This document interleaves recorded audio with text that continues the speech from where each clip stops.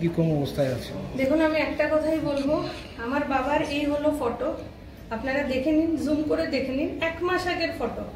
আমি আমার বাবাকে এইভাবে করে আনবো। 1 মাস আগে আমার সাথে বাবা মাইসুর গেছিল, আমরা মা চামুন্ডেশ্বরী টেম্পলে গেছিলাম, এটাও একটা 51 শক্তিপীঠ। হি ওয়াজ ফিট অ্যান্ড ফাইন। আমার বাবা আবার ফিট অ্যান্ড ফাইন হবে। আমার বাবার অনেক কিছু আছে যেগুলো স্বপ্ন পূর্ণ হয়নি। লাস্ট টাইম ইলেকশনে বাবা যেই ভোটে জিতেছে, এই ভোটাঙ্ক বাবা আশা করেনি। বাবা ফিরে আসবে। He is the Sharad Pawar of Tripura politics. Sharad Pawar ji যেভাবে টুইস্টেড ফেস নিয়ে পলিটিক্স করে, my father will do the same. He will sit on that speaker's chair again and he will rule like Sharad Pawar ji.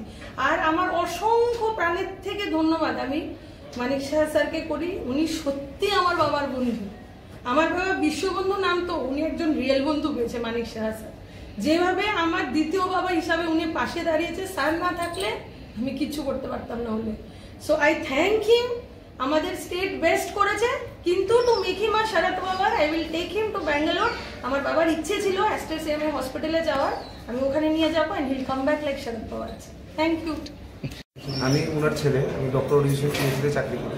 প্রথম থেকে বলতে চাই, প্রথম যখন বাবা অসুস্থ হয়ে ট্রেনের মধ্যে মাথা ঘুরিয়ে পড়ে, সাথে সাথে আমার কাছে ওরা ফোন করে। ইমিডিয়েটলি আমরা টিএমসিতে চলে যাই, টিএমসি হাসপাতালে। ওখানের যারা ডাক্তার ছিল, 6-7 জন ডাক্তার, doctor Jayanta Kumar Poddar, doctor Arindam Dutta, doctor Kanchai Chowdhury, আরও 6-7 জন ডাক্তার ছিল। ট্রেমেন্ডাস কাজ করে বাবার প্রাণ ফিরিয়ে দিয়েছে। ফার্স্ট হলো স্ট্রোক যখন করে পেশেন্ট, ফার্স্ট পেশেন্টটাকে স্টেবল করা লাগে। আমরা বেসিক স্টেবল কাজ করে নিয়েছি।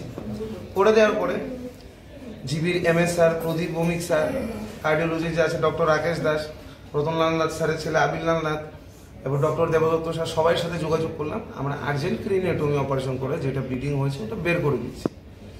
ব্লিডিং বের করার পরে ওটাই ভাইটাল পয়েন্ট আমি বলতে চাই, 72 ঘন্টাটা খুব ক্রুশিয়াল থাকে। ওই 72 ঘন্টার ভিতরে এখন পর্যন্ত কোনো ব্লিড হয়নি। হয়তোবা কালকে কোথাও দেখা যাচ্ছে, কেউ বলেছে নিউজে না কোথায় জানি না, আমি দেখিনি, যে আবার নাকি রিব্লিডিং হয়েছে।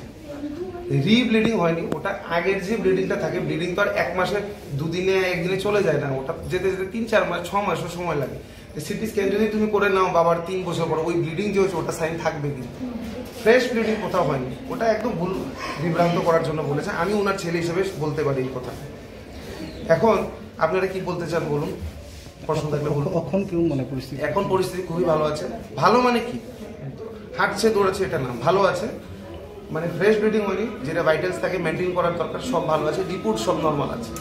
এখন কি আপনারা বৈরাজের জন্য কি নিয়ে যাবেন? হ্যাঁ, বৈরাজি নিয়ে যাবো। এটা নিয়ে আমি একটা কথা বলি, মানুষে অনেক প্রশ্ন করে জিবি হাসপাতাল যাওনি কেন, এই হাসপাতাল যাওনি। এটা আমার পার্সোনাল চয়েস, আমি কোথায় যাবো।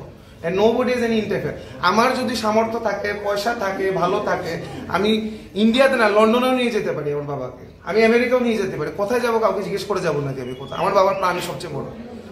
আমার যদি সামর্থ্য আজকে থাকতো, আমার সামর্থ্য আছে ব্যাঙ্গালোর নিয়ে যাওয়া কথা, আমি ব্যাঙ্গালোর নিয়ে যাবো। আমার যদি সামর্থ্য থাকে লন্ডনও নিয়ে যাবো, কাউকে জিজ্ঞেস করে যাবো নাকি? না, যেই ব্যক্তিগুলো বলছে আমি জিবি হাসপাতাল নিয়ে, ওদের কাছে গিয়ে কি আমি বলেছি তোমরা হেল্প করো? পলিটিক্স করার দরকার নেই, স্বাস্থ্য নিয়ে কারণ মানুষের প্রাণ নিয়ে যারা পলিটিক্স করে ওরা ভালো লোক না। রাজনীতি সুস্থ মানুষ নিয়ে করা দরকার। বাবা অসুস্থ, অসুস্থ মানুষের কামানো দরকার, যেন উনি ফিরে আসে, তখন ময়দানে এসে রাজনীতি করো। রাজনীতি অসুস্থ মানুষকে নিয়ে করার দরকার নেই।